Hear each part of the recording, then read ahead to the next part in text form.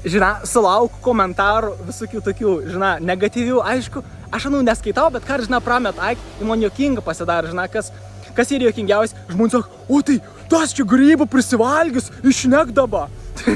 O kas yra jokinga, iš tikrųjų paradoksiška, tas, katras nevalgo tų grybų ir negalvo tokių idėjų. O tas, katras, jeigu ir suvalgys tų grybų, ir ir gauna tas idėjas, ir gauna pilnavertiškų suvokėm apie savi, kas iš tikrųjų ir kad galėtų kurti pageidaujamą savo patirtį savo gyvenimą. Aš dabar jokių būdų nesakau, eik, tu dabar valgy grybų, žinai, bet tam ir jokinga, kad žmonės teik nieko nesuvok, un teik ant ir žemam dažnį, un teik pasilikę tam negatyvi. Kad galvo, kad kažkoks dalyks, kas yra iš esmės aukštos vibracijas medicina ir kažkas, kas tau, tu esi, durnėlis, tu mąsta nesąmonės, taip toliau, o gyvent savo gyvenim, gerdami alkoholį,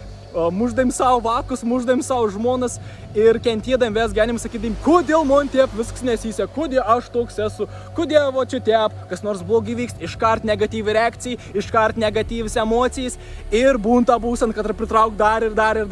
daugiau.